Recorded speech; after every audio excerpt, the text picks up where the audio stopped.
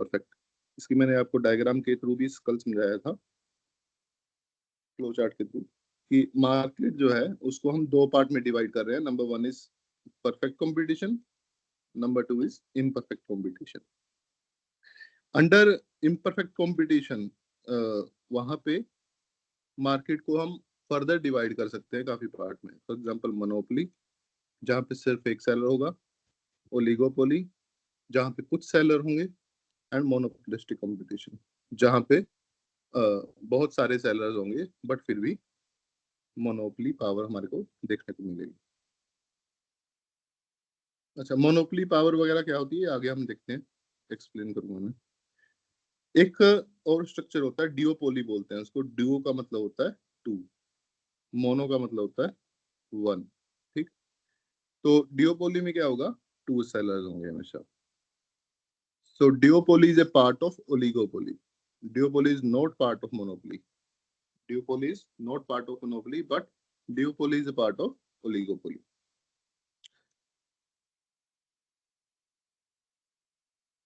Then we have the most important structure which is known as perfect competition.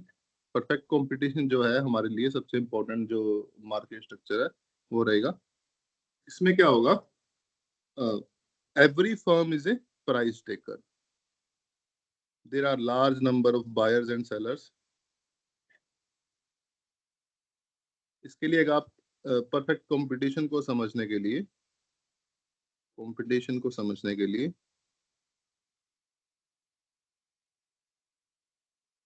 आप अपने दिमाग में example रखोगे वीट की, इसके एग्जांपल रखोगे वीट की। अब वीट के केस में इंडिया में क्या होता है कि गवर्नमेंट जो है वो इंटरवीन करती है, गवर्नमेंट इंटरवीन करती है। बट हमको जब हम एग्जांपल को अपने दिमाग में रखेंगे तो हम सोचेंगे कि no government intervention is there, intervention is there, government कोई इंटरवेंशन नहीं कर रही।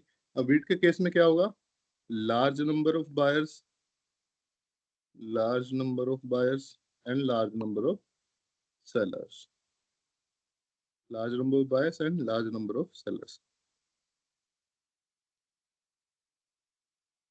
क्योंकि वीट सभी को अपने घर पे यूज करनी होती है, राइट, रोटी बनाने के लिए एक्सेट्रा। तो उगाने वाले भी बहुत है, ऐसा नहीं है कि सिर्फ एक ही किसान पंजाब में जो है वो उगा रहा है, एमपी भी उगा रहा है, यूपी भी उगा रहा है, राइट। तो ऐसे राजस्थान, हरियाणा, ये सारी स्टेट जो है वो वीट उगाती हैं। अब कोई जो इंसान है वो ये नहीं कह सकता कि मैंने मैंने जी एक प्लॉट लगाया है, मैंने एक एकड़ लगाया है वीट का, अब जो वो वीट है वो मैं अपने हिसाब से बेचूंगा, ऐसा पॉसिबल नहीं है। क्यों? क्योंकि उसी वीट का जो प्राइस होगा वो कौन डिसाइड करेगा, मार्केट। अब वीट के एग्जांपल, क्योंकि नियर परफेक्ट कंपटीशन है इसलिए वीट के केस में every seller is a price taker, seller decide नहीं कर सकता कि उसको क्या प्राइस रखना है। हालांकि मोनोपोली या डिओपोली या ओलिगोपोली के केस में सेलर्स डिसाइड कर सकते हैं एग्जैक्टली किनको किस प्राइस पे क्या क्वांटिटी बेचनी है। But in case of perfect competition हमारे सामने ये क्वेश्चन ही नहीं है कि आपको कितना प्राइस रखना है, price is already given by market. ठीक, प्राइस की काम हमको पता है कि पैरेलल टू एक्स एक्सिस होती है इन केस ऑफ परफेक्ट कंपटीशन। तो इसका मतलब क्या है कि प्राइस मान लो कि 1,000 रुपए पर क्विंटल मार्केट ने रखा हुआ है, तो 1,000 पे क्विंटल पे आपको ये क्वेश्चन नहीं करना एज ए प्रोड्यूसर कि हमने कितना प्राइस रखना है, प्राइस तो मार्केट ने रखा हुआ है 1,000 पे। आपको क्या क्वेश्चन है कि आपको कितना प्रोड्यूस करना है, how much you want to produce and sell at price 1,000। आपके सामने एज ए प्रोड्यूसर सिंपल सा क्वेश्चन है कि मार्केट में प्राइस 1,000 रुपए चल रहा है, आप उस प्राइस पे कितना भी बेच सकते हो, कोई लिमिट नहीं है, क्योंकि जो कर्व है वो पैरेलल है। आप वहां पे 1 क्विंटल भी बेच सकते हो, 2 भी बेच सकते हो, 3 भी बेच सकते हो, अनलिमिटेड अपॉर्चुनिटी आपके पास है। आपको क्या डिसाइड करना है कि आपको बेचना कितना, कितना आपको बेचना, राइट। तो ये एग्जांपल आप दिमाग में रखिएगा। अभी हम इसके जो सबसे इम्पोर्टेंट है फीचर्स वो पढ़ते हैं वन बाय वन करके। Number one is large number of buyers and sellers. जो सेलर्स हैं वो भी ज्यादा होंगे और बायर्स हैं वो भी ज्यादा होंगे, इसलिए कोई भी सिंगल सेलर या फिर कोई भी सिंगल बायर वो इन्फ्लुएंस नहीं कर सकता प्राइस को। ठीक, प्राइस को इन्फ्लुएंस नहीं कर सकता कि मेरे हिसाब से प्राइस चलेगा, क्योंकि large number of buyers and sellers है। अगर किसी के पास कोई एग्जांपल ये बेच रहा है कि 1200 की बेचूंगा, तो बायर्स के पास 1000 रुपए की ऑप्शन अवेलेबल है, तो 1000 रुपए वाले के पास जाके खरीद लेंगे, इसलिए ये 1200 वाले को भी अपना प्राइस कितना करना पड़ेगा, 1000 रुपए। Then we have homogeneous commodity. Homo का मतलब होता है सेम, कि सेम तरह की कमोडिटी है, कमोडिटी में किसी भी तरह का कोई डिफरेंस नहीं है। क्योंकि अगर कोई डिफरेंस आ गया, फॉर एग्जांपल ये कोई एक बंदा है वो कहेगा कि मैं वीट उगा रहा हूँ पर मेरी वीट जो है ऑर्गेनिक है, then he can influence the price. वो अपनी वीट को 1500 पे बेच सकता है। तो ये पॉसिबिलिटी हमको नहीं लेनी कि किसी और तरह की कोई भी वीट जो है अवेलेबल नहीं है मार्केट में, सिर्फ एक ही तरह की वीट है, सारी होमोजीनियस है, जो 1000 रुपए पे बिक रही है। Then free entry and exit, ये भी जो अजम्पशन है वो काफी इंपॉर्टेंट है। क्यों क्यों इंपॉर्टेंट है? क्योंकि इसी अजम्पशन की वजह से लॉन्ग रन में हमारे पास नॉर्मल प्रॉफिट देखने को मिलेगा हमारे। हमने हमने क्लासेस में पढ़ा होगा अपने में कि हाँ जी,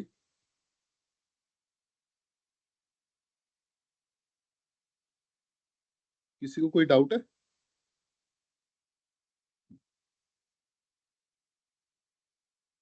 ओके, हमने अपनी क्लासेस में पढ़ा था कि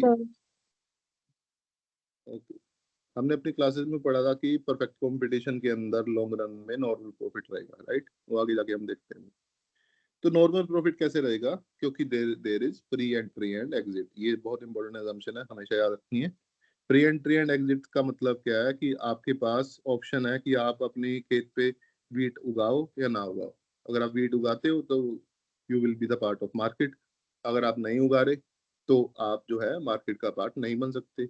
आप वीट फार्मिंग छोड़ भी सकते हो, आपको कोई रोकने वाला नहीं है। ठीक। फार्म विद लॉसेस, जिसको लॉस होगा वो मार्केट छोड़ जाएगा, जिसको प्रॉफिट होगा वो मार्केट में आ जाएगा, या जिसको लग रहा है कि वहां पे प्रॉफिट होगा वो भी मार्केट में आ जाएगा। ठीक। Then we have mobility of factor of production. Mobility का मतलब होता है मोबाइल। मोबाइल का मतलब फोन नहीं होता हमेशा। मोबाइल का मतलब होता है एक जगह से दूसरी जगह मूव होने वाला। ठीक है, which can move within to places. दो फैक्टर ऑफ प्रोडक्शन जो है वो एक जगह से दूसरी जगह पे जा सकते हैं, जैसे कि लैंड, लेबर, कैपिटल एक्सेट्रा। अब इस अजम्पशन का मतलब क्या हुआ कि फॉर एग्जांपल ये इंडिया स्टेट है, मान लो इंडिया कंट्री है। इंडिया कंट्री में they are different states. UP है, देन पंजाब है, देन वेस्ट बंगाल है। तो जो वेस्ट बंगाल है उस पे उस वहाँ पे लेबर ज्यादा है। लेबर ज्यादा होने की वजह से लेबर का प्राइस कम है। ठीक। बट पंजाब में लेबर कम है, लेबर कम है, इसलिए लेबर का जो प्राइस है वो ज्यादा, मतलब वेज रेट की मैं बात कर रहा हूँ, लेबर का प्राइस क्या हो गया, वेज रेट। तो ऐसा इस केस में पॉसिबल नहीं होना चाहिए। इसकी वजह से क्या होगा, क्योंकि लेबर का प्राइस कम है वेस्ट बंगाल में, इसलिए वेस्ट बंगाल से लेबर जो है वो मूव करेगी पंजाब में। ठीक। वेस्ट बंगाल या यूपी से लेबर मूव करेगी पंजाब में, क्योंकि पंजाब में वेज रेट ज्यादा है। तो जैसे ही वो पंजाब में मूव करेगी, क्योंकि लेबर यहाँ पे कम हो गई है अब, तो यहाँ पे लेबर का प्राइस इंक्रीज हो जाएगा। और क्योंकि पंजाब में लेबर बढ़ गई है तो लेबर का प्राइस थोड़ा डाउन आ जाएगा। तो लेबर का प्राइस, चाहे वो पंजाब की बात करें या यूपी की बात करें या किसी और स्टेट की बात करें, तो वो इक्वल होना चाहिए according to perfect competition. Mobility का मतलब यहाँ पे यही है कि अगर लेबर एक जगह से दूसरी जगह मोबाइल हो सके, वो एक जगह से दूसरी जगह जा सके, तो उसका वेज रेट जो है वो बराबर हो जाएगा। ठीक है, पूरे इंडिया में बराबर हो जाएगा, राइट। तो इसलिए जो फैक्टर्स ऑफ प्रोडक्शन है वो क्या होने चाहिए, मोबाइल होने चाहिए। वो एक जगह से दूसरी जगह जा सकते हैं within a country. Then absence of transportation cost. अगर आप सामान बना रहे हैं फॉर एग्जांपल इन पंजाब, आप वीट बना रहे हैं in Punjab, then you are selling it in West Bengal. Punjab में वीट बनाने का खर्चा है 1200, उसको जब आप ट्रांसपोर्ट करते हो तो आपको खर्चा पड़ जाता है 1300। अब वेस्ट बंगाल में कितने की बेचेगी वो, 1300 की। तो इसलिए प्राइस डिफरेंस पॉसिबल नहीं है, प्राइस डिफरेंस नहीं हो सकता परफेक्ट कंपटीशन में। इसलिए जो हम ट्रांसपोर्टेशन कॉस्ट है हमारा, उसको हम हटा देते हैं, इक्वेशन से हटा देते हैं, ताकि वेस्ट बंगाल में भी जो वीट है वो 1200 की हमारे को दिखे। ठीक, प्राइस चेंज नहीं हो सकता परफेक्ट कंपटीशन के केस में। Then perfect knowledge of market. Perfect knowledge of market इसका मतलब क्या है, ये काफी इंपॉर्टेंट असम्पशन है कि मान लो कि वहां पे आपके पास 3 शॉप्स अवेलेबल है, 3 शॉप्स आते हैं, है ना, नंबर 1, नंबर 2, नंबर 3। आपको क्या लेनी है, चॉकलेट लेनी है आपको। आप चॉकलेट लेने शॉप 1 के पास गए, उसने आपको जो चॉकलेट है वो कितने की बताई, 15 रुपए की। देन आप सेकंड शॉप पे गए, वहां पे आपको पता है कि कितने की है, 10 की। थर्ड पे गए, वहां पे कितने की, अभी आपने खरीदी नहीं है, पर आपको प्राइजेस पता है कि किस शॉप पे कितने की मिलती है, राइट। उसी को बोलते हैं कि आपको क्या है, perfect knowledge. Perfect knowledge about the prices of commodity. ये आपको सब पता है कि कहाँ पे कौन सी चीज कितने की मिलती है। अगर आपको परफेक्ट नॉलेज रहेगी चॉकलेट की, चॉकलेट के प्राइजेस की, तो आप क्या करोगे, फर्स्ट सेलर पे नहीं खरीद के या सेकंड या थर्ड पे खरीदने जाओगे। तो फर्स्ट शॉप वाले के पास, फर्स्ट सेलर के पास कोई भी नहीं जाएगा, कोई भी नहीं जाएगा। तो जैसे देखिए कोई भी नहीं आ रहा, तो इसको अपना प्राइस कितना करना पड़ेगा, 10 रुपीज करना पड़ेगा, तभी ये सरवाइव कर सकता है। इसलिए मार्केट में अगर प्राइजेस सेम रखने हैं आपको as a seller point of view से, तो बायर्स के पास परफेक्ट नॉलेज का होना बहुत जरूरी है। ठीक, इसलिए अजम्पशन आती है हमारे सामने कि perfect knowledge of market.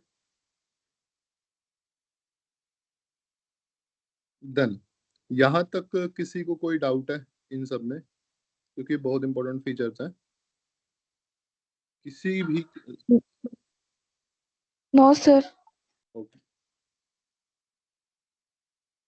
So we will move towards the equilibrium of the firm under perfect market। equilibrium कहाँ पे है, क्या होता है, जहाँ पे all forces are equal या फिर रेस्ट, जहाँ पे वो रेस्ट करती हैं, इक्वल हो जाती हैं, उसको क्या बोलते हैं, इक्विलिब्रियम। अब किसी भी फर्म के केस में, किसी भी फर्म के केस में जो इक्विलिब्रियम की सिचुएशन रहेगी, जो पोजीशन रहेगी, उसकी जो कंडीशन है वो सेम रहेगी, M C equal to M R. ये पहली कंडीशन है, आपको हमेशा याद रखनी है, M C equal to M R. Then second condition is M C curve cuts the MR curve from below। MC curve cut the MR curve from below। As you can see in the diagram, ये हमारे पास diagram है कि MC curve is पहले decrease हो रही है downward, then वो increase होना शुरू करी। ऑन द अदर हैंड जो MR कर्व है वो पैरेलल टू एक्स एक्सिस है। MR curve parallel to X axis, ये देख के हमारे को पता चल रहा है कि this is perfect competition. This is example of perfect competition. तो MC कर्व जो है, अगर आप ध्यान से देखोगे तो वो 2 पॉइंट्स, एम एम मैंने क्या पहली condition M C equal to M R, ये पहली कंडीशन थी हमारी, राइट। तो M C equal to M R जो हमारी कंडीशन है वो ई पे भी लागू हो रही है, पॉइंट ई पे, एंड पॉइंट ई वन पे भी लागू हो रही है। तो इस केस में हमारे को याद रखना है कि जब M C curve cuts the M R from below, वही हमारा जो है वो second condition of condition of equilibrium रहेगा। इसी को हम बोल देते हैं कई बार sufficient condition. There are two types of condition. First is necessary condition. Necessary condition का मतलब कि उसका होना बहुत जरूरी है। पहली वाली कंडीशन का होना सबसे ज्यादा जरूरी है, नेसेसरी है वो। देन सेकंड कंडीशन जो सफिशिएंट है, इसका मतलब क्या है कि अगर सेकंड कंडीशन लागू हो रही है तो वो सफिशिएंट है हमारे लिए, उसके बाद हमारे को कुछ और नहीं जानना, वो जो है पॉइंट ऑफ इक्विलिब्रियम हमारे को बता देगी। तो ऐसा जरूरी नहीं है कि अगर M C equal to M R है तो वहां पे पॉइंट ऑफ इक्विलिब्रियम हमेशा होगा, ठीक है। जैसा कि केस हमारे को दिख रहा है एग्जांपल में, पॉइंट ई वन जो है is not a point of equilibrium, point E one is a point of equilibrium. यहाँ तक सबको क्लियर है? कोई डाउट है इस चीज में? No sir. Okay, then we have types of equilibrium. Two types of equilibrium होगा हमारे पास, short run and long run. Long period equilibrium, short period equilibrium. In the short period equilibrium, the firm can get either abnormal profit or losses, but in the long period equilibrium, it only gets normal profit. जो मैंने बात पहले भी कही थी कि short run में firm को प्रॉफिट भी हो सकता है, सॉरी एबनॉर्मल प्रॉफिट भी हो सकता है, नॉर्मल प्रॉफिट भी हो सकता है एंड लॉसेस भी हो सकता है। Profit, normal profit and loss, ये थ्री कंडीशंस है हमारे पास। प्रॉफिट क्या होगा? वो पैसा कमा रहा है, ठीक है। नॉर्मल प्रॉफिट क्या है? वो उतना ही कमा रहा है जितना वो लगा रहा है। एंड लॉस क्या है? वो उल्टा नेगेटिव जोन में। तो ये तीन कंडीशन जो हैं वो हमारे पास शॉर्ट रन में एप्लीकेबल होंगी, शॉर्ट रन में, क्योंकि लॉन्ग रन में वही सरवाइव करेगा जो प्रॉफिट कमा रहा होगा। लॉन्ग रन में वही सरवाइव करेगा जो प्रॉफिट कमा रहा होगा। और अगर मार्केट में प्रॉफिट है तो उसको देख के बाकी फर्म्स भी एंटर हो जाएंगी, क्योंकि प्री एंट्री एंड एग्जिट है। अब जैसे बाकी फर्म्स एंटर होंगी तो हमारे पास कौन सी सिचुएशन आ जाएगी? Normal profit. और अगर किसी को लॉस हो रहा होगा वो एग्जिट हो जाएगा, एग्जिट हो गया तो प्रॉफिट सारी फर्म्स का इंक्रीज हो जाएगा, तो वो कितना आ जाएगा? Normal profit. तो इन द लॉन्ग रन हमारे पास कितना आएगा? नॉर्मल। एग्जांपल देखते हैं एबनॉर्मल प्रॉफिट की, एबनॉर्मल प्रॉफिट की जो नॉर्मल नहीं है। When the firm is in short-term equilibrium, sometimes it get abnormal profit. This can be shown by following diagram. Diagram में चेक करते हैं। Now MC is equal to MR. पहली condition क्या है? MC is equal to MR. तो MC जो है वो दो पॉइंट्स पे MR के इक्वल है, point A and point B। अब आप मेरे को बताइए कि पॉइंट ऑफ इक्विलिब्रियम कौन सा होगा, पॉइंट A या पॉइंट B?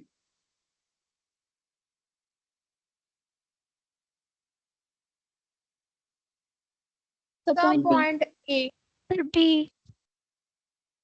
अच्छा सर बी पॉइंट। बी जो भी पॉइंट है सर।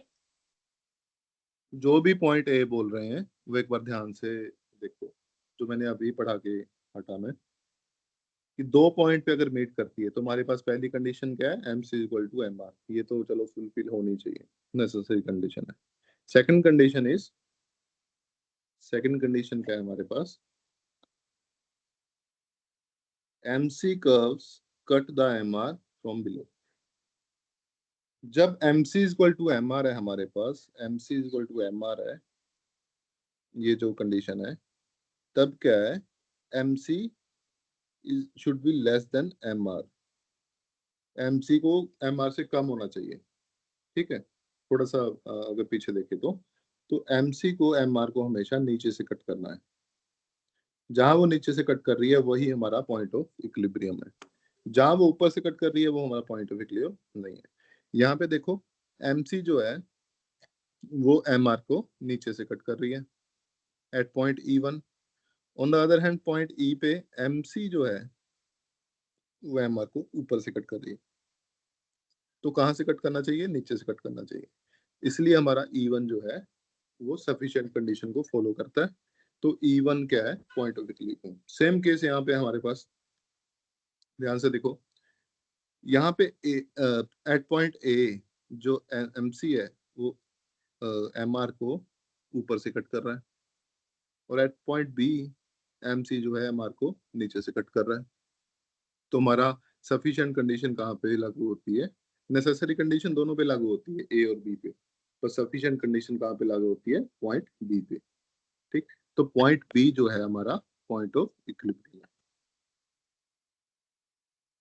देन गोइंग फर्दर, अब पॉइंट ऑफ इक्विलिब्रियम आ गया हमारे पास। आपको मैं डायग्राम में बना के दिखाता हूँ।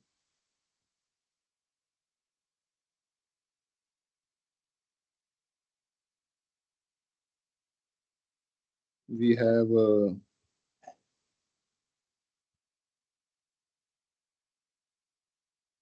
MR कर्व, या इसको प्राइस कर्व, या परफेक्ट कंपटीशन के केस में AR curve.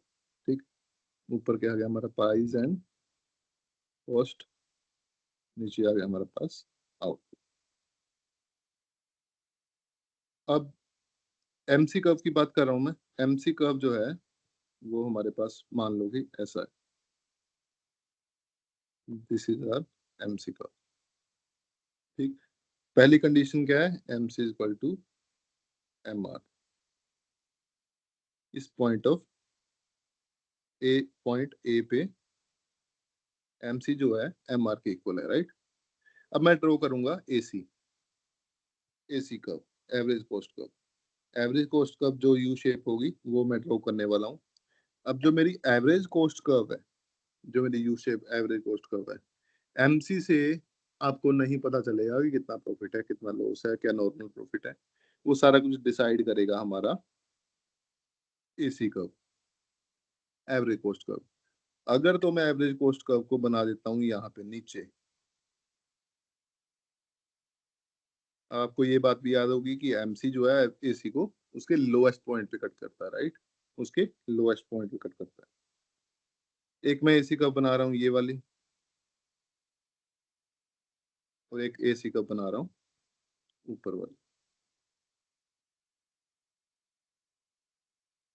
AC1, AC2, AC3। तो यहाँ पे कंफ्यूज नहीं होना है। जो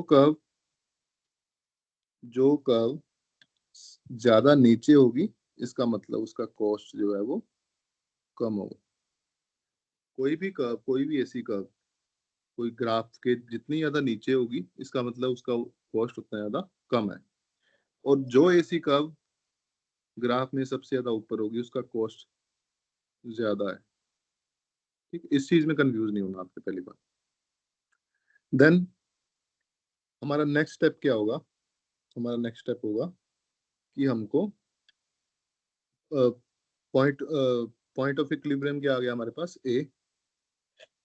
अभी मैं कंफ्यूजन हटाने के लिए बाकी कर्व्स को हटा देता हूँ। हमारा पॉइंट ऑफ इक्विलिब्रियम कहाँ पे आ गया, ए पे, राइट। और AC कर्व हमारे पास दी हुई है। तो जहां पे पॉइंट ऑफ इक्विलिब्रियम आ गया, वहां से मैं नीचे के लिए लाइन ड्रॉ करूंगा।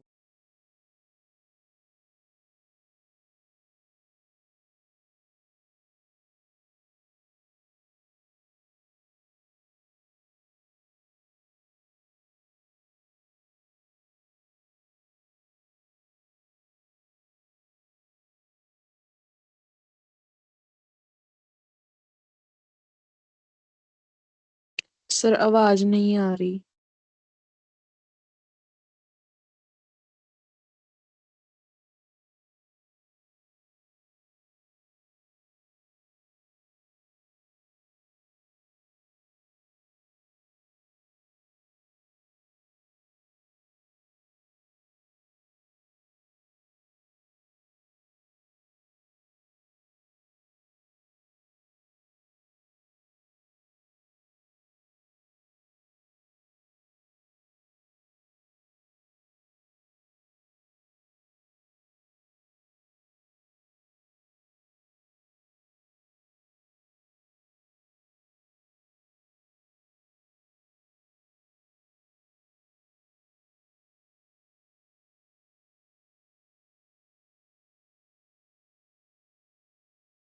अभी मेरी आवाज सुनाई दे रही है सबको?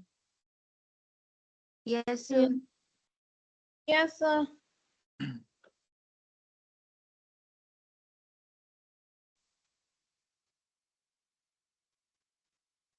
राइट, कहाँ थे हम? हाँ, एसी पे, राइट।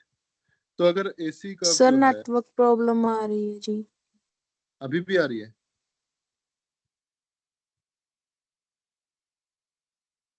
अभी सबको क्लियरली दिख रहा है, सुनाई दे रहा है, या फिर कोई नेटवर्क प्रॉब्लम है? Yes sir. Yes sir. Yes sir. ये सब क्या नेटवर्क प्रॉब्लम है या दिख रहा है? सर दिख रहा है। Okay okay okay.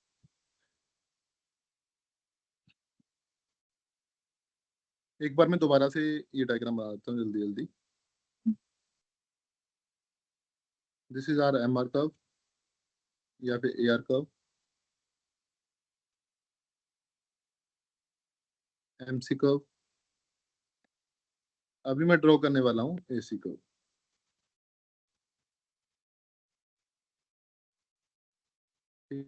एसी का जो है मेरा, डिसाइड करेगी प्रॉफिट होगा, मेरे को नॉर्मल प्रॉफिट होगा, या फिर मेरे को मेरा काम क्या है, मेरे पास पॉइंट ऑफ इक्विलिब्रियम आ गया, पॉइंट ए से मैं नीचे एक लाइन बनाऊंगा,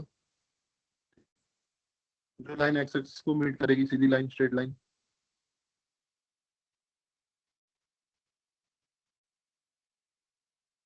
अब जब मैंने लाइन बनाई तो मेरे पास क्या आ गया, revenue, M T A S. जहां पे वो लाइन मेरे मेरे एवरेज कॉस्ट को कट करेगी, मिलेगी, जहां पे भी मिल रही है, जरूरी पॉइंट होना चाहिए, उसको मैं वाई एक्सिस को मिला दूंगा। उसको मैंने मिला दिया वाई एक्सिस पे। तो अब जो ये शेडेड एरिया है मेरे पास, ये क्या है, मेरा प्रॉफिट है। सॉरी, ये मेरा प्रॉफिट नहीं है। प्रॉफिट तब होता अगर ये AC curve M M R से ऊपर होती। अब क्या है, मेरा बन गया है लॉस। सॉरी सॉरी, ये प्रॉफिट ही है, राइट राइट, हाँ हाँ, ये प्रॉफिट ही है, क्योंकि मेरा लॉस कॉस्ट कम है ना, तो ये क्या हो गया, मेरा प्रॉफिट। प्रॉफिट कैसे आया? रेवेन्यू पी ओ एस है, P O A S. Cost क्या है मेरा, M O S N. Revenue है मेरा पी ओ एस, कॉस्ट क्या है मेरा, एम ओ एन। मैं प्रॉफिट कमाने के लिए क्या करूंगा, revenue minus cost, total revenue minus total cost. क्या आ जाएगा मेरे पास area, P M N A. तो ये क्या आ गया मेरा, P M N A is a मेरा प्रॉफिट है, जो मैंने शेडेड एरिया से आपको दिखा दिया है। ठीक। अगर अगर यही एसी कर्व जो मेरे पास दी हुई है, अगर यही एसी कर्व जो मेरे पास दी हुई है, ये क्या होती, ये ऊपर होती, ये एसी कर्व ऊपर होती, दिस इज एसी कर्व। ये अगर ऊपर होती तो क्या होता, M C equal to M R कहाँ पे है, पॉइंट ए पे। फिर से अब मैं फिर से लाइन ड्रॉ करता, वही आउटपुट आ रहा है मेरा। जहां पे ये एसी को मीट करती, उस लाइन को मैं ड्रॉ करता वाई एक्सिस से, उस लाइन को मैं मिला देता वाई एक्सिस से। अब क्योंकि मेरा कॉस्ट ज्यादा है, क्योंकि मेरा कॉस्ट ज्यादा है और रेवेन्यू कम है, तो मेरे को क्या होगा, लॉस होगा। अब लॉस कितना होगा, जो मैंने शेडेड एरिया किया हुआ है, इतना मेरे पास लॉस आ जाता। ठीक। अगर नॉर्मल प्रॉफिट आपको देखना हो कि नॉर्मल प्रॉफिट किस केस में होगा, तो नॉर्मल प्रॉफिट होगा जहां पे मेरी एसी कर्व,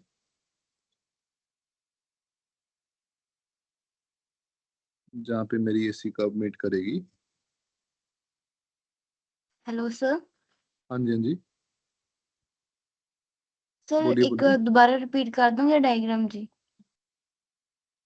मैं ਏਦਾਂ ਕਰਦਾ, ਮੈਂ ਸਪੈਸ਼ਲੀ 3 ਡਾਇਗਰਾਮ ਬਣਾਉਂਦਾ ਗਾ, ਠੀਕ ਹੈ, ਉਹਦੇ ਨਾਲ ਜ਼ਿਆਦਾ ਕਲੈਰਿਟੀ ਹੋਵੇਗੀ। Yes sir.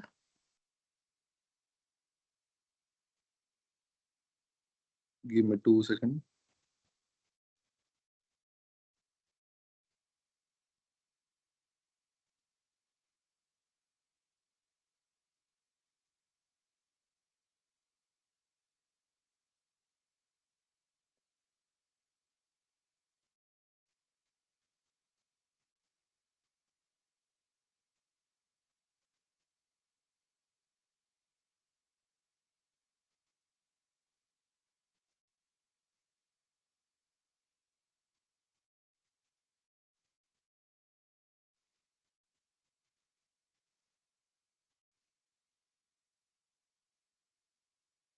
सर आपकी आवाज नहीं आ रही और ना ही स्क्रीन भी पॉज हो गई है।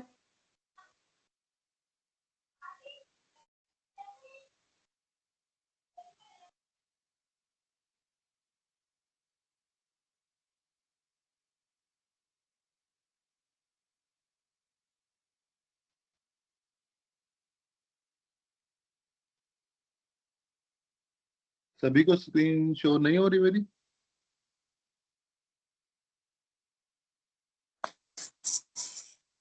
सर स्क्रीन हो तो रही है शो सर। हो रही है, आपकी आवाज नहीं आ ओके रही। ओके।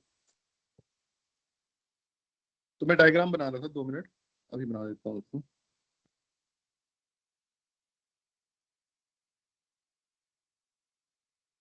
तो ये मेरे पास 3 डायग्राम आ गई, 3 सिचुएशन आ गई। सबसे पहले सिचुएशन क्या है, एमसी जो है एमआर को कट कर रही है पॉइंट ए पे, उसी पॉइंट पे मेरा एसी निकल रहा है, उसी पॉइंट पे मेरा एसी जा रहा है। अब अगर ऐसी सिचुएशन होगी, उसको मैं क्या बोलूंगा, नॉर्मल प्रॉफिट। क्योंकि यहाँ पे देखिए आपके पास कोई भी शेडेड रीजन नहीं आ सकता है ना, एसी का भी वहीं पे निकल रही है जहाँ पे एमसी का उसको मीट कर रही है, तो वहीं पे एमआर मीट कर रही है, राइट। तो ये क्या है, मेरा नॉर्मल प्रॉफिट। अगर मैंने लॉस देखना है, ये ए पॉइंट आ गया, यहाँ से मैं नीचे एक लाइन ड्रॉ करूंगा, उसी लाइन को मैं इधर लेके जाऊंगा, ये क्या आ गया मेरा, लॉस।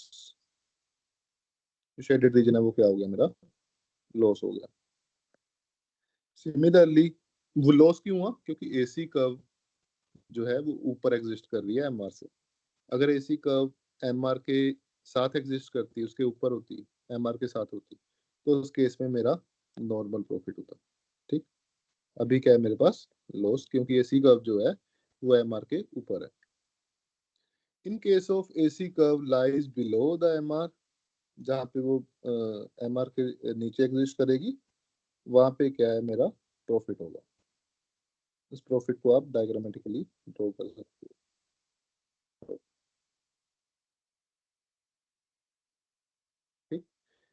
तो तीनों जो कर्व है मेरे पास, तीनों जो मेरे पास कर्व आई, तीनों के केस में क्या डिफरेंस है, एमसी बराबर है, एमआर भी सेम है, सब कुछ सेम है, कमोडिटी भी सेम है, बस चेंज क्या है, चेंज इज द, चेंज क्या है, एसी कर्व। तो एसी कर्व ही आपकी डिसाइड करेगी कि आपको नॉर्मल प्रॉफिट होगा, लॉस होगा, या फिर सुपर नॉर्मल, जिसको हम बोल देते हैं सुपर नॉर्मल प्रॉफिट होगा। ये डायग्राम क्लियर है सबको, तीनों?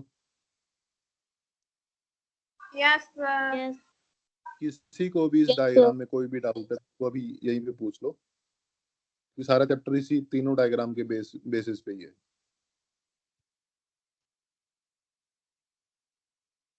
आगे बढ़ूं मैं?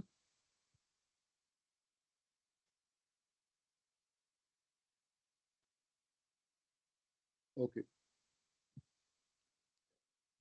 तो ये हमारे पास सिचुएशन थी एबनॉर्मल प्रॉफिट की, राइट।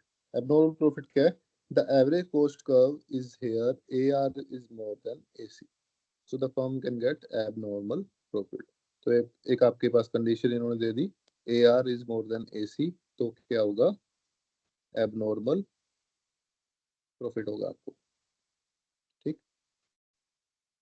नीचे दिया हुआ एबनॉर्मल प्रॉफिट कितना है, PQRS, ये जो शेडेड एरिया है, right. Then we have loss, loss कब होगा? शॉर्ट रन में, जब एसी कर्व जो है हमारी ऊपर शिफ्ट हो जाएगी, राइट, एक तरह से एमआर के ऊपर आएगी, तो वो जो शेडेड एरिया होगा वो क्या होगा? हमारा loss. In this case A R is less than A C, मतलब A C is greater than A R, जहाँ पे ए सी जो है एवरेज रेवेन्यू से ऊपर है, बड़ा है, उस केस में क्या होगा हमारे को? Loss. Then normal profit. Normal profit की इन्होंने जो डायग्राम बनाई है वो थोड़ी गलत है, ठीक। नॉर्मल प्रॉफिट की जो डायग्राम है इनकी वो गलत है। इन्होंने ये प्रॉफिट वाली डायग्राम ही नॉर्मल प्रॉफिट में, सॉरी, लॉस वाली डायग्राम नॉर्मल प्रॉफिट में बना दी। तो आपको नॉर्मल प्रॉफिट के लिए कौन सी डायग्राम यूज करनी है? दिस वन, ठीक। नॉर्मल प्रॉफिट के केस में ये वाली डायग्राम यूज करनी है, जहाँ पे A C is equal to A R, यहाँ पे ए आर भी है ना, A C is equal to A R, या फिर एम आर भी लिख दो आप चाहे, तीनों जहाँ पे बराबर होंगे उस केस में आपको नॉर्मल प्रॉफिट होगा। ये बात क्लियर है सबको? Yes sir. Yes sir. Okay. Then imperfect competition. Imperfect competition देखते हैं। परफेक्ट कंपटीशन हमने कर लिया। इम्परफेक्ट कंपटीशन में क्या है? सबसे पहले आएगा monopoly market. What is monopoly? Monopoly दो वर्ड से बना है, mono and poly. Mono means single, mono means one, poly means seller. Mono means single, poly means seller. In the market where there is only one seller or one producer of one firm is said to be monopoly market. जिस case में single seller होगा, single seller, उसको क्या बोलेंगे हम? Monopoly.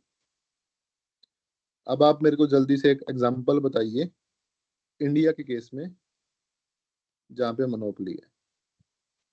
Sir reserve bank of India note issue करती है सिर्फ, हाँ जी, हाँ जी, आरबीआई, के पास। उसके पास मोनोपोली है, राइट। देन और अच्छा, एक आपने सुना होगा नाम इंडियन रेलवे। Sir railway. हाँ जी, रेलवेज। रेलवेज जो है वो एक ही एंटिटी है हमारे पास, इंडियन रेलवेज। वही जो है सबको रेलवे की सुविधा देती है, ठीक है। तो कितनी इंपॉर्टेंस है कि इसका जैसे बजट आता था पूरी कंट्री का, तो कुछ साल पहले रेलवे बजट जो है वो भी अलग से पेश किया जाता था। तो इस जो फर्म है इसकी इतनी ज्यादा इंपॉर्टेंस है इंडियन कॉन्टेक्स्ट में, ठीक। तो ये क्या है? मोनोपोली है, सिंगल सेलर है।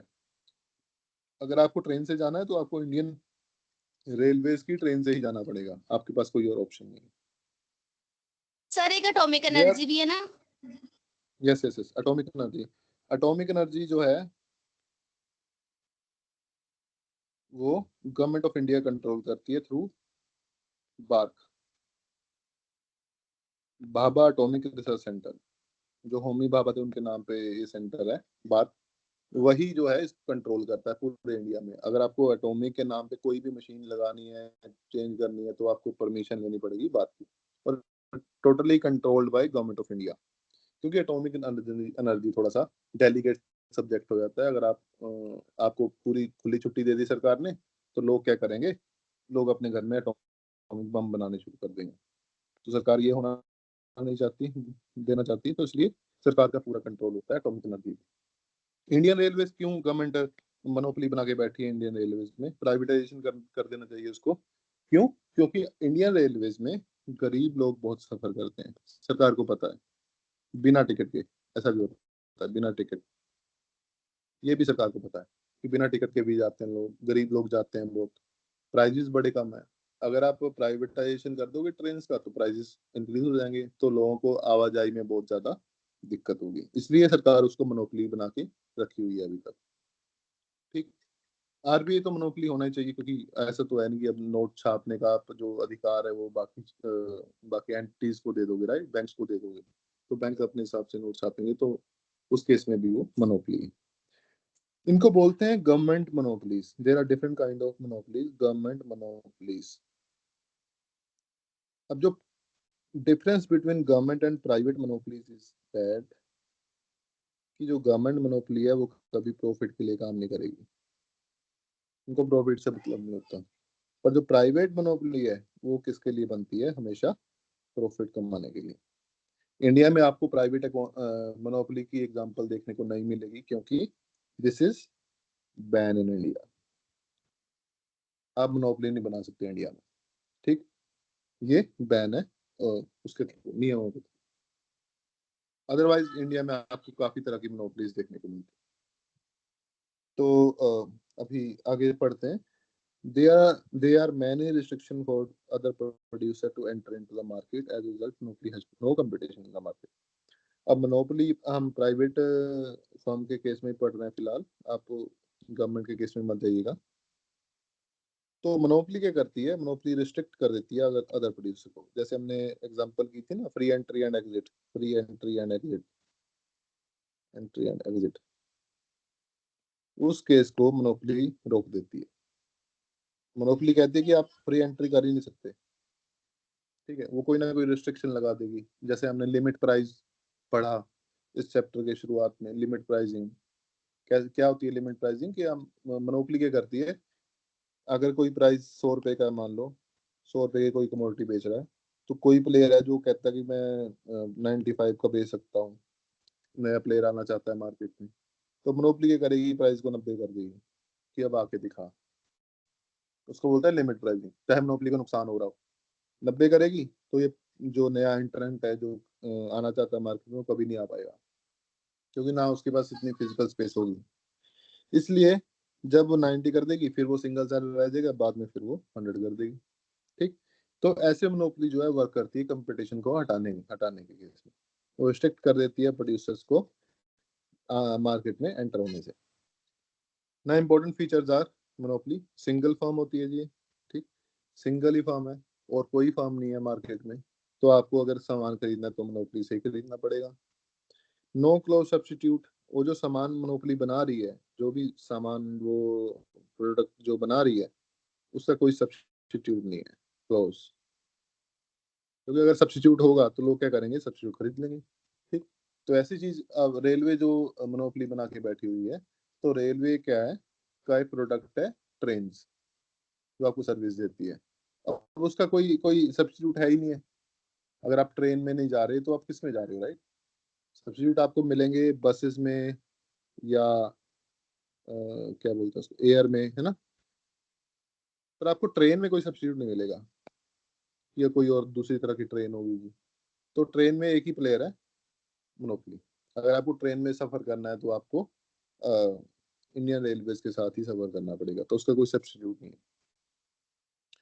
स्ट्रॉन्ग बैरियर्स टू एंट्री, जैसे मैंने बताया, एंट्री पे एक तरह से रोक लगा देते हैं, है ना। उसके कई तरीके हैं रोक लगाने के। ह्यूज इन्वेस्टमेंट, अगर बहुत ज्यादा बड़ी फर्म होगी तो उसकी इन्वेस्टमेंट बड़ी होगी, इन्वेस्टमेंट बड़ी है तो छोटी फर्म कोई एंटर ही नहीं हो सकती मार्केट में, है ना। लैक ऑफ टेक्नोलॉजी, इनके पास टेक्नोलॉजी की भरमार होती है जो मोनोपोलीज होती हैं, तो टेक्नोलॉजी का यूज कहाँ करती हैं ये, बाकियों को रोकने के लिए। पेटेंट्स, पेटेंट का आपको पता है,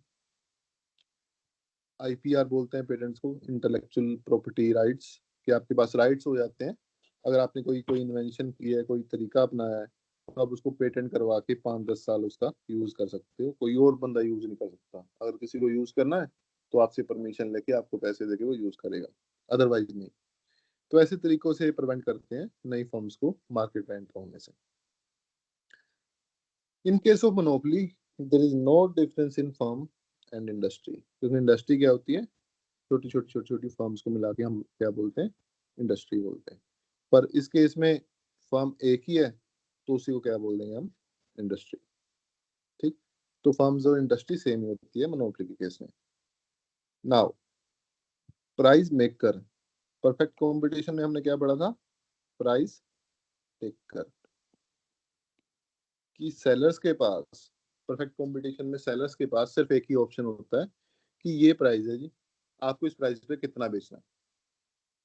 but in case of monopoly उनको दो चीजें देखनी पड़ती है, कि किस प्राइस पे बेचना है और कितना बेचना है, ठीक है। मोनोपोली को ये दो चीजें देखनी पड़ेगी कि कितना बेचना है और किस प्राइस पे बेचना है, क्योंकि ये डिसीजन प्राइस, किस प्राइस पे बेचना है, ये परफेक्ट कंपटीशन के अंदर एग्जिस्ट नहीं करता। तो मोनोपोली क्या होता है, price maker. In this market, the producer can determine the price of commodity, so the producer in the market is said to be price maker. Then we have nature of AR and MR. अब perfect competition के case में हमने देखा था, perfect competition के case में AR is equal to MR, ठीक है, parallel to X axis. But in case of monopoly क्या होगा हमारे पास, क्योंकि सिंगल सेलर है,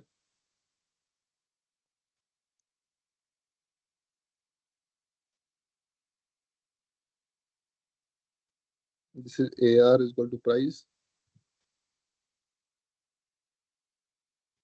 then we have MR. AR और MR ऐसे दिखेंगी, दोनों डाउनवर्ड स्लोपिंग होगी. अब दोनों में अगर आपको याद रखना है तो कुछ बातें याद रख लो इस डायग्राम को देख के, कि MR जो है, MR is down below AR हमेशा. दूसरी बात, दोनों एक पॉइंट से शुरू हो रही हैं, ए से. दूसरी बात, इसका जो स्लोप है, मान लो इसका स्लोप है 10, तो इसका कितना होगा 20.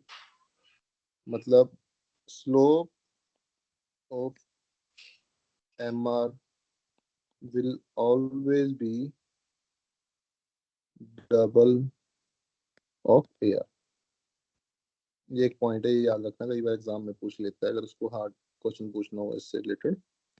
तो MR का स्लोप जो है वो डबल होगा एज कम्पेयर टू AR के स्लोप की. ठीक है, ये सारा क्लियर है डायग्राम आपको?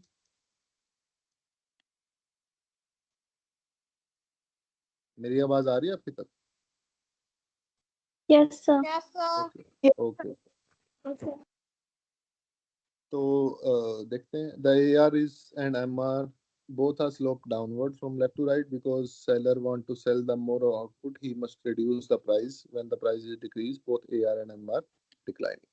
अगर उसको क्वांटिटी को बेचना है, मान लो ए या 10 है या 20 है, अगर उसको 10 से 20 क्वांटिटी बेचनी है तो उसको प्राइस क्या करना पड़ेगा, डिक्रीज करना पड़ेगा. इसलिए MR एंड AR जो है वो डाउनवर्ड स्लोपिंग होता है.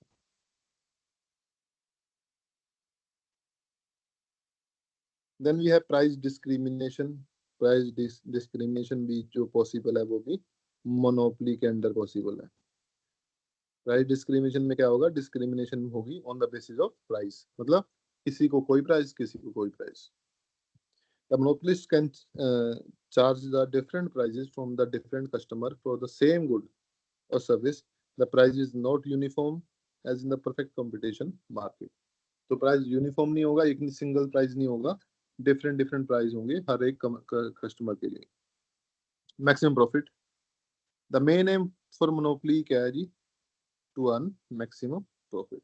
Sir, हाँ जी, sir, price discrimination वाला point जब repeat कर दो.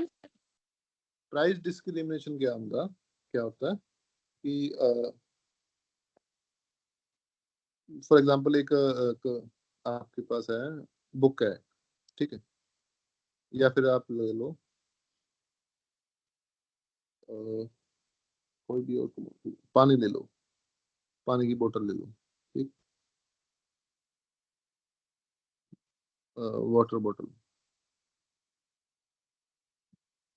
अब आपको यही बोतल सिनेमा में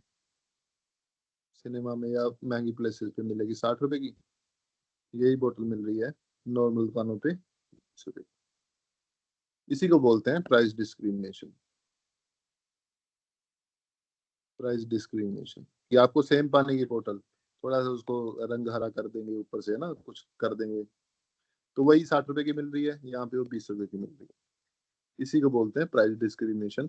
सेम कमोडिटी को आपको डिफरेंट कंज्यूमर को डिफरेंट प्राइसेस पे बेचना. ठीक है, अभी समझ में आया आपको?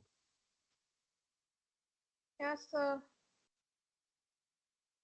Then we'll see the price and output determination. Diagram को ध्यान से देखिए. AR जो है, MR जो है AR के नीचे होगा, ठीक है जी. उसके बाद AC हमारे पास दिया हुआ है, MC दिया हुआ है. जहां पे MC इक्वल टू MR होगा वो हमारा होगा पॉइंट ऑफ इक्विलिब्रियम. वो कौन सा पॉइंट, AMR, ये MC दोनों मिल रहे हैं पॉइंट E पे। जैसे पॉइंट E पे मिल रहे हैं, हाँ yes yes yes, point of equilibrium. जैसे पॉइंट E पे मिल रहे हैं हम उस लाइन को इंक्रीज कर देंगे नीचे तक। कहाँ से लेके? प्राइस से, क्योंकि ए इज इक्वल टू प्राइस है, हमारा डिमांड का है एक तरह से। उसको मिला देंगे। ये क्या आ गया हमारे पास? प्राइस। ये क्या आ गया हमारे पास? क्वांटिटी। ठीक। तो मोनोपोलिस्ट जो है वो पी प्राइस पे बेचेगा और एम क्वांटिटी को बेचेगा। ठीक, ये क्लियर हो गया।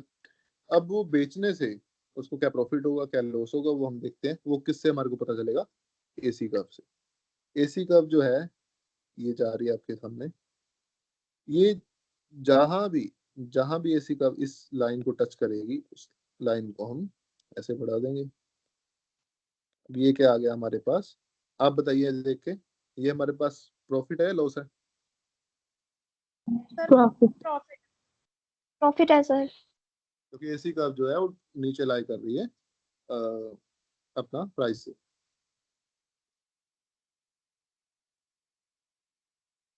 तो इस केस में हमारे को क्या हो गया? प्रॉफिट हो गया। एबनॉर्मल और super normal profit PQRS। Then we have another types of markets, for example duopoly। duopoly में dio का मतलब क्या आता है? To. where there are two sellers or two producer or two firms is it is said to be duopoly market। it is also one of the form of oligopoly market, जैसे मैंने समझाया था आपको। now what is oligopoly? Oligopoly is derived from two Greek word oligo and pollen। oligo means a few। ये आपको याद रखनी है सारे वर्ड्स जो भी मैं आपको बता रहा हूँ, राइट। इसी में से एग्जामिनर कुछ ना कुछ पूछ लेगा कि किस वर्ड को कौन सी भाषा से लिया गया है और इस भाषा में इसका मतलब क्या है, ओलिगो का मतलब क्या है। ठीक। तो ऐसे क्वेश्चन जो सिंपल सिंपल क्वेश्चन हम मिस कर देते हैं, यही एग्जामिनेशन को पता होता है कि उसे हम क्या करते हैं, हम डिफिकल्ट डायग्राम्स पढ़ रहे हैं, ये पढ़ रहे हैं वो पढ़ रहे हैं, पर जो सिंपल एक लाइन लिखी होगी सबसे पहले वो भूल जाएंगे, वही एग्जाम में डाल देंगे। वो सबको लगेगा कि एग्जाम इजी है पर आपको लगेगा एग्जाम डिफिकल्ट है। आपके लिए डिफिकल्ट क्यों हुआ? कि आपने इजी चीज तो छोड़ ही दी, आप पहले डिफिकल्ट पे मूव हो रहे हो। तो ये जो छोटे छोटे वर्ड्स है हमेशा याद रखने हैं। Oligo means a few. ठीक, oligo means a few. Polein means seller. तो फ्यू सेलर्स, अब फ्यू सेलर का मतलब कितने हो सकते हैं? More than to.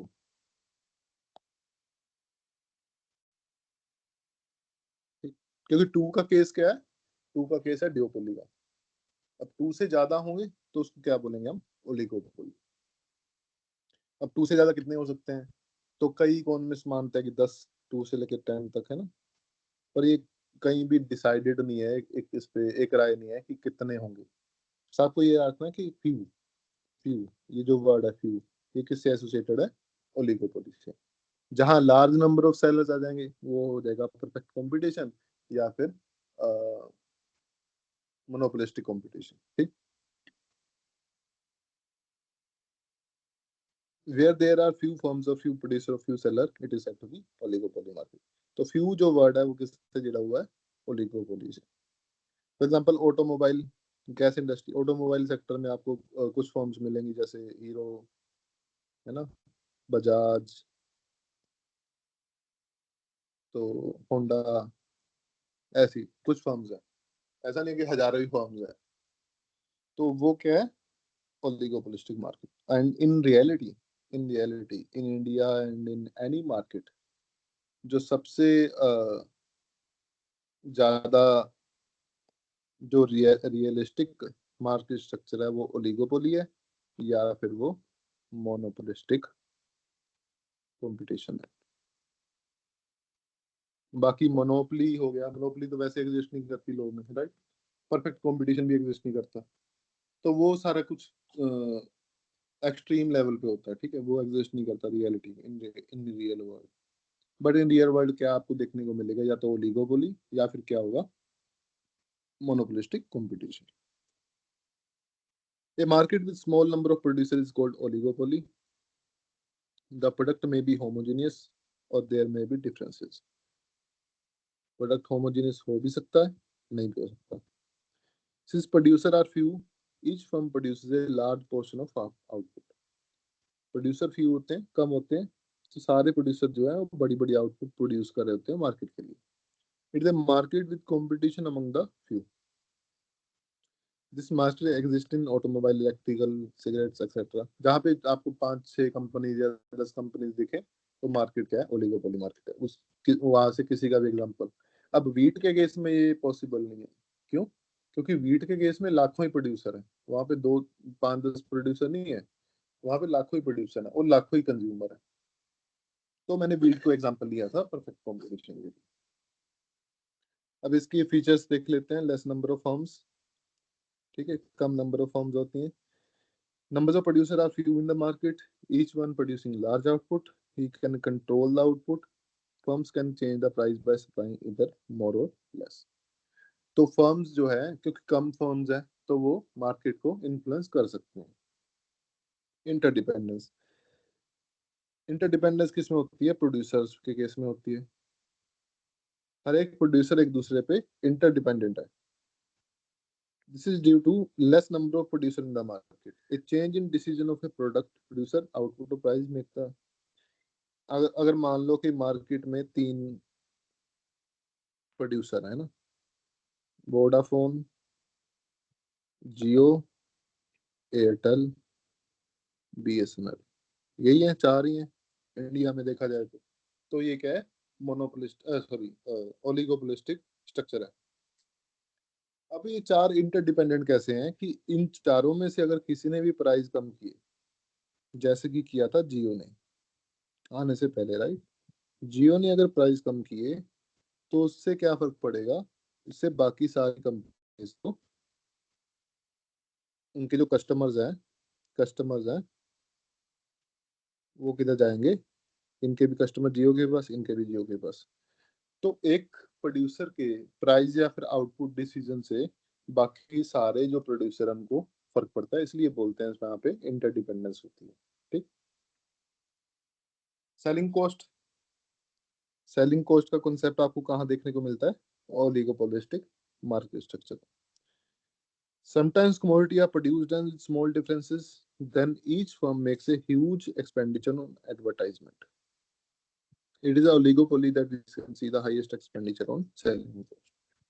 तो एडवर्टाइजमेंट पे एक्सपेंडिचर करना, क्योंकि 4 कंपनीज आपके पास, आपने देखा होगा चारों की एड्स आती हुई, राइट? तो उसको स्टैंड आउट करना है, हर एक से दिखाना है कि हम है जी, हम है, स्टैंड आउट करना है। वोडाफोन को कहना है कि हमारा नेटवर्क बढ़िया है, एयरटेल को कहना है कि हम ये हैं, बीएसएनएल बेचारी कुछ बोलती नहीं है, तो जियो को बोलना है कि हम सबसे अच्छे सर्विस प्रोवाइड करते हैं, हमारे सबसे सस्ते प्लान है ना। तो स्टैंड आउट करने के लिए वो क्या करते हैं? एडवर्टाइजमेंट। एडवर्टाइजमेंट एडवर्टाइजमेंट कभी परफेक्ट कंपटीशन के केस में नहीं होगी। मोनोपोली भी नहीं करेगा, क्योंकि मोनोपोली तो है ही सिंगल सेलर है, जिनको लेना है उनको लेना ही पड़ेगा, उनके पास कोई और दूसरा रास्ता ही नहीं है। ठीक है। तो एडवर्टाइजमेंट कहाँ पे होगी? ओलिगोपोली में और मोनोपोलिस्टिक में भी होगी, दोनों के केस में, क्योंकि सभी को स्टैंड आउट करना है, एक दूसरे से बढ़ के दिखाना है। ठीक। देन अनसर्टेनिटी, अनसर्टेनिटी होती है जी, फ्यूचर का पता नहीं होता। It will be difficult to guess what kind of demand curve will be there for a firm. Demand curve को आप गेस नहीं कर सकते। हर एक के केस में हमने बनाई ना, मोनोपोली के केस में ऐसी है जी, परफेक्ट कंपटीशन के केस में ऐसी है जी, मोनोपोलिस्टिक के केस में थोड़ी ऐसी हो जाएगी। तो हर केस में हम डिमांड कर्व बनाते हैं, पर ओलिगोपोली में नहीं बनाते। क्यों?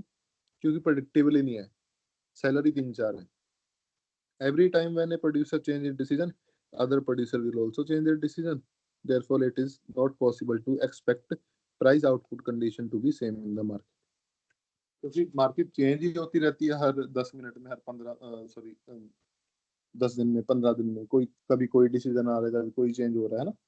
तो उसकी वजह से जो मार्केट है वो अनसर्टेन हो जाती है, डिमांड जो है वो अनसर्टेन हो जाती है। इसलिए हम इसको डायग्रामेटिकली ज्यादा बनाते नहीं, दिखाते नहीं। रिजिड प्राइस, प्राइस जो है रिजिड होता है। Usually in the market firms will not change the price, they follow a rigid price. क्यों? A firm can not increase price because, अच्छा, रिजिड प्राइस थ्योरी में 2-3 मॉडल हैं, मैं उनकी आपको ब्रीफ में बता देता हूँ। मान लो कि एक फर्म है, फर्म 1, इसकी डिमांड कब है ये। अगर इसने, ऐसे फर्म 2 है, इसकी भी सेम डिमांड, ये इंडस्ट्री की डिमांड कब है। अगर फर्म 1 ने, ये फर्म 2 है, ये फर्म 3 है, अगर फर्म ने प्राइस कम किया, प्राइस कम किया, क्यों फर्म 1 प्राइस कम करेगा, क्योंकि डिमांड को इंक्रीज करना चाहता है, वो कस्टमर्स को इंक्रीज करना चाहता है। अगर वो प्राइस कम किया तो फर्म 2 के करेगी, वो भी प्राइस कम कर देगी, क्योंकि वो देख लेगा कि फर्म 1 कर रहा है, हम भी करेंगे। फर्म 3 कहेगा कि मैं रह गया, मैं भी करूंगा। तो जब वो प्राइस कम करेगा तो सारे प्राइस कम कर लेंगे, सारे प्राइस कम करेंगे तो जो कस्टमर जितने जिसके पास है उतने उसके पास ही रहेंगे। कस्टमर चेंज नहीं हो रहे, क्योंकि सभी के प्राइस इंक्रीज हो रहे हैं। अगर तो एक कंपनी इंक्रीज करे, सॉरी डिक्रीज करे प्राइस, बाकी ना करे, तो सारे कंपनीज के जो कस्टमर है वो इसके पास आ जाएंगे। पर ऐसा होता नहीं है, क्योंकि जब कोई, सारी इंटरडिपेंडेंट फर्म्स है, जब कोई कंपनी प्राइस कम कर देती है तो उसके जो सब्स्टिट्यूट वाली कंपनीज होती हैं वो भी अपना प्राइस जो है कम कर देती हैं। अब जब ये फर्म कहेगी कि मैं प्राइस बढ़ा रही हूँ प्रॉफिट बढ़ाने के लिए, ये सोचेगी कि बाकी फर्म्स भी प्राइस बढ़ाएंगी, पर बाकी फर्म प्राइस नहीं बढ़ाएंगी। क्यों? क्योंकि जब ये फर्म फर्म 1 प्राइस बढ़ाएगी तो इसके कस्टमर कहाँ शिफ्ट हो जाएंगे, बाकी फर्म्स के पास जो सिमिलर प्रोडक्ट प्रोड्यूस कर रहे हैं। तो ना फर्म प्राइस कम कर सकती है, ना प्राइस ज्यादा कर सकती है, तो इसलिए रिजिड प्राइस हमारे को देखने को मिलता है इसमें। रिजिड प्राइस, रिजिड का मतलब सेम, जो चेंज नहीं होता ज्यादा। तो रिजिड प्राइस देखने को मिलता है, क्यों? ड्यू टू इंटरडिपेंडेंस एंड इसको आपने वर्ड भी सुना होगा, प्राइस वॉर। किसने वर्ड सुना है, price war? No sir. Price war क्या होती है? मान लो कि आपके पास दो कंपनीज है, company A and company B. मान लो कि डिओपोली स्ट्रक्चर है, ठीक है। Company A, company B. Company A कहती है कि हमारा 10 रुपए का प्रोडक्ट है, इसका भी 10 रुपए का प्रोडक्ट है पहले। कंपनी कहती है कि चलो हम जी 9 रुपए का कर रहे हैं। क्यों? क्योंकि कंपनी बी के कस्टमर कंपनी ए के पास आ जाएंगे, इसलिए इसने प्राइस कम कर दिया। अब कंपनी बी को पता चलता है कि इसने प्राइस कम की इस वजह से, तो ये क्या करती है, ठीक है जी हम 8 रुपए कर देते हैं। तो कंपनी ए के बंदे भी इधर आने शुरू हो जाएंगे। अब इसने 8 किया, इसको लगा कि सारे बंदे उधर चले जाएंगे, तो उसने 7 रुपए कर दिया, तो सारे बंदे इधर आने शुरू हो गए। अब इसने 7 किया, इसने 6 किया, ऐसे 5 किया, ऐसे करना शुरू हो जाता है, लड़ाई शुरू हो जाती है दोनों में कि मैं कम करूंगा, मैं कम करूंगा। इसी को बोलते हैं प्राइस वॉर। तो जब भी प्राइस वॉर होती है तो दोनों को नुकसान हो रहा है।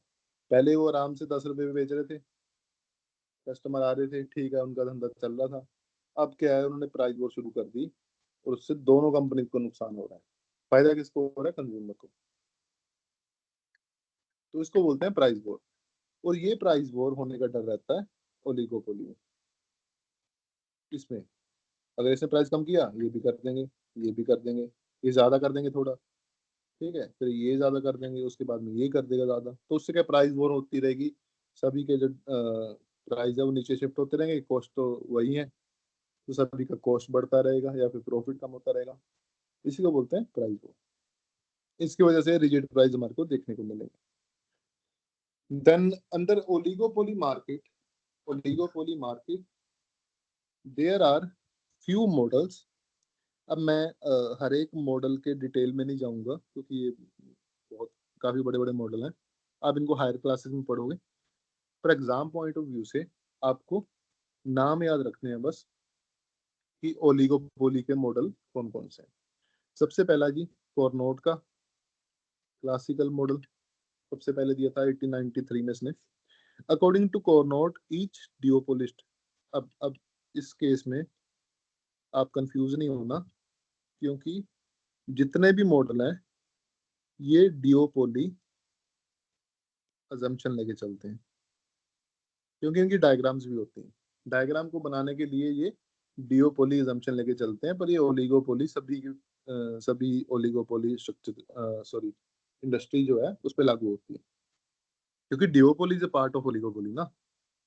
ड्यूओपोली पे जो चीज लागू होगी वो ओलिगोपोली पे लागू होगी। तो इसलिए ड्यूओपोली को अजम्पशन लेके चलते हैं, ड्यूओपोली को अजम्पशन लेके फिर अपना मॉडल समझाते हैं, वो मॉडल जो है वो पूरे ओलिगोपोली पे लागू होता है। ठीक, now according to Cournot, each duopolist believed that regardless of his action and the effect upon the market of the product, the other firm will go on producing the same quantity. अब Cournot sir क्या बोल रहे हैं कि assumption लेते हैं, सबसे main assumption इनकी क्या है कि मान लो कि दो प्रोड्यूसर हैं, प्रोड्यूसर 1 एंड प्रोड्यूसर 2। ठीक, मैं शॉर्ट में आपको बता देता हूँ। प्रोड्यूसर 1 कोई भी एक्शन लेता है, कुछ भी प्रोड्यूस करता है, तो प्रोड्यूसर 2 को लगता है कि कोई चेंज नहीं हो रहा। वो एक तरह से प्रोड्यूसर 2 जो है अंधा है, वो उसको कुछ नहीं दिख रहा। तो प्रोड्यूसर 1 जो चेंज कर रहा है आउटपुट प्राइस, उसका प्रोड्यूसर 2 पे कोई इफेक्ट नहीं हो रहा। ठीक है, वो same he commodity will go on producing the same commodity, उतना ही प्रोड्यूस करता रहेगा जितना पहला करता है। ठीक, now Cournot output is 2/3 of the competitive output and price is 2/3 of the most popular. ये लाइन आपको याद रखनी है। कोर्नोट आउटपुट कितना होता है? 2/3 किसका? कॉम्पिटिटिव कॉम्पिटिटिव आउटपुट मतलब परफेक्ट कंपटीशन में जितना आउटपुट होगा उसका 2/3 होगा। और प्राइस कितना है? 2/3 किसका? Most profitable price. वो क्या होता है जी? मोनोपोली का प्राइस। तो मोनोपोली के प्राइस का 2/3 हो गया, इधर परफेक्ट कंपटीशन के आउटपुट का 2/3 हो गया। ये चीज याद रखते हैं। Then we have Stackelberg duopoly model. तो स्टेकलबर्ग में क्या होगा?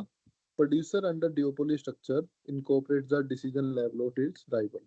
और जो राइवल उसके हैं, जो दूसरा बंदा है, उसका जो भी डिसीजन होगा वो अपने फर्म के केस में लागू करेगा कि वो देख रहा है कि दूसरा क्या कर रहा है। It is then incorporates in its own profit function and thereby maximum. इसके अपने प्रॉफिट फंक्शन में इनकॉर्पोरेट करेगा उसको, उसकी इक्वेशन डालेगा।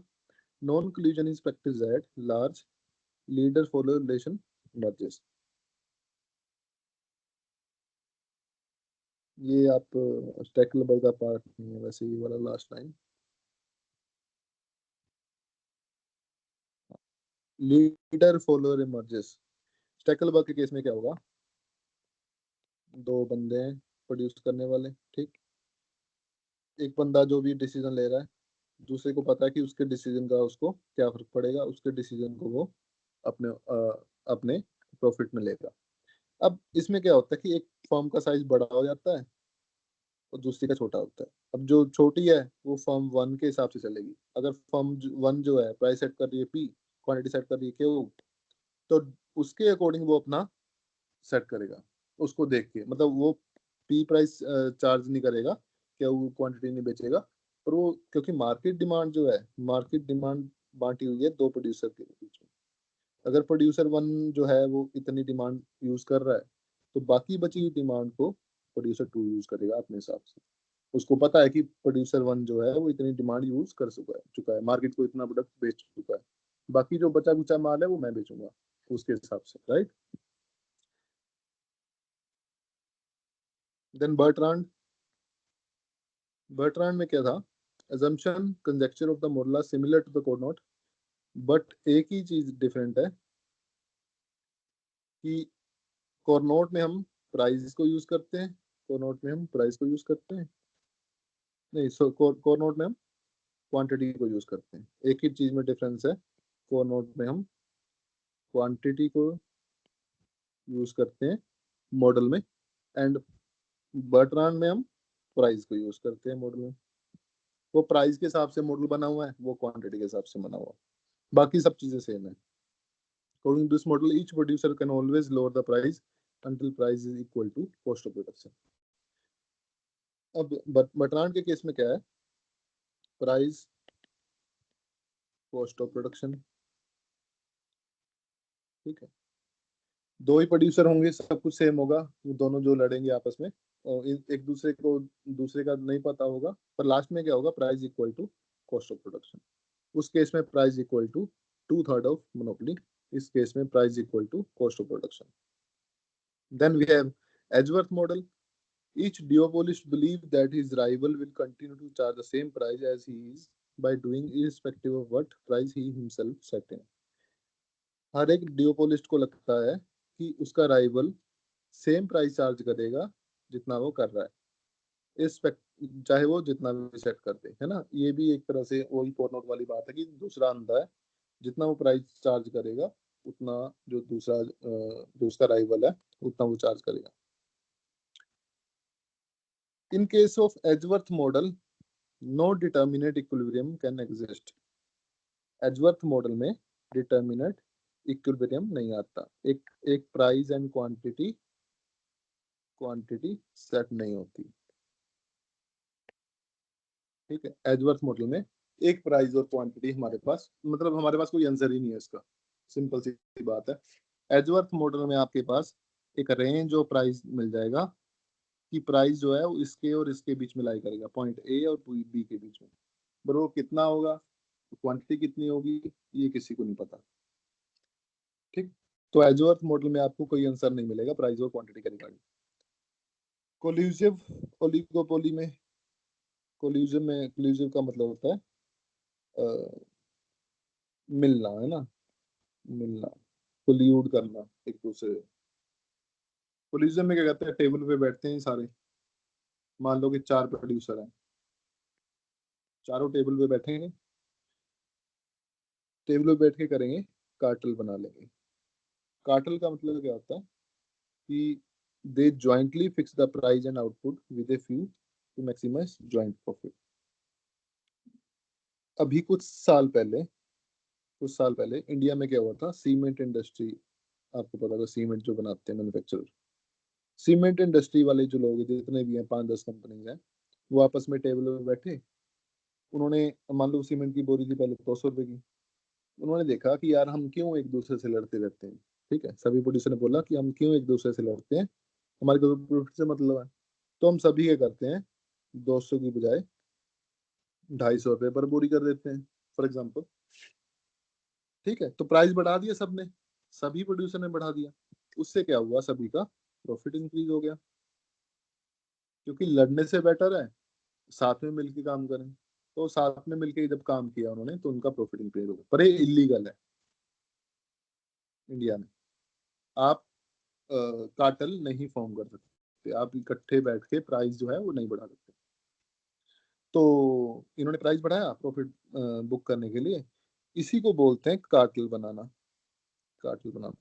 और सबसे पूरे वर्ल्ड में सबसे ज्यादा टिकने वाला कार्टेल, अब ये जो कार्टेल है ज्यादा टाइम तक टिकते नहीं है, क्यों नहीं टिकते, क्योंकि कार्टेल में से कोई बंदा होगा, मान लो 250 पे सभी बेच रहे हैं, ठीक है, एक बंदा होगा जिसके दिमाग में आएगा कि जी मैं इनको पता नहीं चलेगा तो मैं 230 पे बेचना शुरू कर देता हूँ। अभी 230 पे क्यों बेच रहा है, कि जब ये मार्केट से थोड़ा प्राइस सस्ता रखेगा तो सभी के जो कस्टमर है किसके पास आएंगे, इसके पास आएंगे, तो इसका प्रॉफिट इंक्रीज हो जाएगा बहुत ज्यादा। अब जैसे इस चीज का बाकियों को पता चलेगा तो वो कहेंगे कि यार ये तो गलत बात है, फिर वो क्या कहेंगे 220 रख देते हैं जी हम तो, ऐसे ही फिर प्राइस वॉर शुरू हो जाएगा और ये कार्टेल जो है टूट जाएगा। इसीलिए जो कार्टेल्स हैं वो ज्यादा टाइम तक चलते नहीं है, कोई भी कार्टेल ज्यादा टाइम तक नहीं चलता। बट एक कार्टेल है जो काफी सालों से चलता, काफी डिकेड से इवन के चलता हुआ आ रहा है, उसको बोलते हैं OPEC cartel. OPEC, oil producing and exporting countries. आपने सुना होगा कच्चा तेल, क्रूड ऑयल जो इंडिया भी इंपोर्ट करता है। अब क्रूड ऑयल जो प्रोड्यूस करने वाले नेशन है वो कुछ हैं, जैसे कि सऊदी अरब हो गया, है ना, रशिया हो गया, तो अरब कंट्रीज जो हैं वो काफी प्रोड्यूस करती हैं। उसके अलावा वेनेजुएला हो गया, यूएसए हो गया, ये सारी कंट्रीज जो है ऑयल प्रोड्यूस करती हैं। अब हुआ क्या कि जब वो अकेला अकेला कंट्रीज ऑयल बेचना शुरू कर रही है मार्केट में, तो वो क्या प्राइस जो है चेंज करती रहती है, प्राइस कम करती है क्योंकि ज्यादा तेल बिकेगा उनका, ठीक है। तो उन्होंने क्या डिसाइड किया कि हम इकट्ठे टेबल पे बैठ के कार्टेल बना लिया कि सारी कंट्रीज टेबल पे बैठ के जो जो प्रोड्यूस कर रही हैं, उन्होंने क्या किया, प्राइस हम सेट करेंगे। अब वो प्राइस सेट करने का उनका तरीका ये है कि वो आउटपुट डिसाइड करते हैं। आउटपुट डिसाइड करते हैं। आउटपुट कैसे डिसाइड करते हैं? आउटपुट डिसाइड करते हैं कि सारी कंट्री जो है सबको कोटा दे देते हैं कि आप इस साल 50,000 यूनिट तेल निकालना, आप इस साल 60,000 निकालना। अब जैसे आउटपुट डिसाइड होएगी तो उनकी जो सप्लाई है वो डिसाइड हो जाती है। फॉर एग्जांपल ये है, मैं आपको उसमें समझा देता हूँ। फॉर एग्जांपल आपको, ये मेरी डिमांड कब है ऑयल की, and this is my supply कब ऑफ ऑयल, है ना। ये मान लो कि सप्लाई कब ऑफ ऑयल थी पहले, सप्लाई कब, तो मेरा प्राइस कितना था, $50। क्वांटिटी कितनी थी, 1,00,000 बैरल, है ना, ऐसे मान लो आप। अब उन्होंने क्या किया कि सारे इकट्ठे बैठ के उन्होंने डिसाइड कर लिया कि हम सप्लाई रिस्ट्रिक्ट कर देंगे। अब सप्लाई कब कैसे होगी, ये वाली होगी न्यू सप्लाई, न्यू सप्लाई। अब जहाँ पे न्यू सप्लाई न्यू डिमांड को मीट कर रही है, वो क्या होगा, मेरा प्राइस, और वही क्या होगा, मेरा क्वांटिटी। अब देखिए इनको क्या फायदा हो रहा है कि जब पहले सप्लाई करते थे वो, तो $50 पे 1,00,000 यूनिट बेच रहे थे। अब क्या है, उन्होंने सप्लाई को रिस्ट्रिक्ट कर दिया। सप्लाई को रिस्ट्रिक्ट किया तो उससे क्या है, प्राइस बढ़ गया, और कम क्वांटिटी बेच रहे हैं, कम क्वांटिटी को भी ज्यादा प्राइस में बेच रहे हैं, तो उनको ज्यादा प्रॉफिट हो रहा है। और वो हर बार मिलते हैं, हर बार मिलते हैं और डिसाइड करते हैं कि इस बार हमने कितना बेचना है, ताकि प्राइस जो है मार्केट का ऊपर है। अगर मार्केट का प्राइस नीचे जाने लगता है तो वो क्या करते हैं, फिर उसको ऊपर ले जाते हैं, ताकि उनको ज्यादा से ज्यादा प्रॉफिट हो। इसी को बोलते हैं ओपेक कार्टेल, जहाँ सारी ऑयल प्रोड्यूसिंग कंट्रीज जो है आपस में मिलती हैं। एंड आई थिंक अभी टाइम हो चुका है कि we should take a break for like 30 minutes, and thereafter we will meet, कि हम जो है आगे डिस्कस करेंगे। तब तक प्लीज टेक ए ब्रेक। अगर कोई डाउट है किसी को तो वो अभी पूछ सकता है।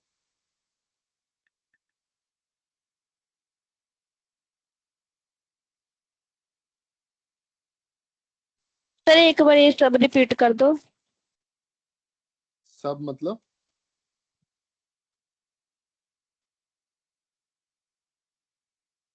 ओलिगोपोली मार्केट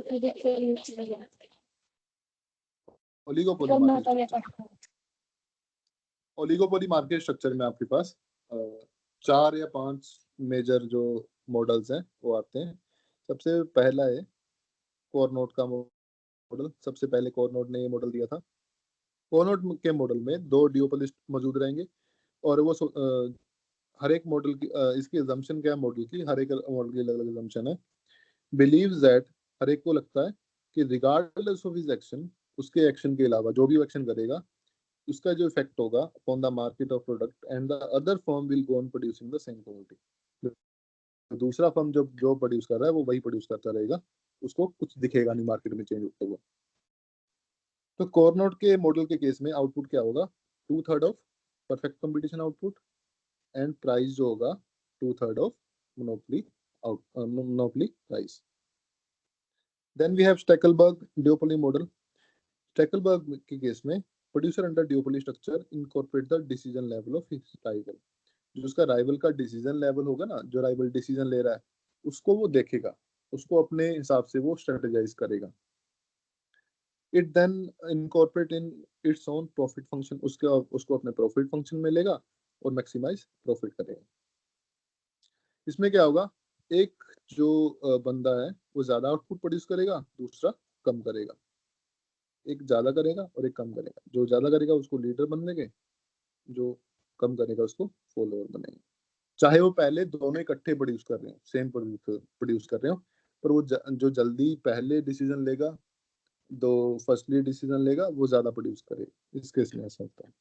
बट राउंड में जो हम स्ट्रेटेजाइज करेंगे वो प्राइस के बेसिस पे करेंगे। assumption सेम रहेगी कोर नोट वाली कि अगर मैं प्राइस चेंज करूं तो दूसरे प्रोड्यूसर को कुछ पता नहीं चलेगा, वो अपने हिसाब से प्रोड्यूस करता रहेगा। तो इस केस में जो अकॉर्डिंग टू दिस मॉडल हर एक प्रोड्यूसर कितना प्रोड्यूस करेगा वो अपना प्राइस लोअर करता रहेगा until the price is equal to cost of production. तो प्रॉफिट जीरो हो जाएगा इस केस में। प्राइस कितना हो जाएगा कॉस्ट ऑफ प्रोडक्शन के बाद। एजवर्थ मॉडल में दो राइवल रहेंगे, दो प्रोड्यूसर रहेंगे हमेशा, वो हमेशा प्राइस को एडजस्ट करते रहेंगे।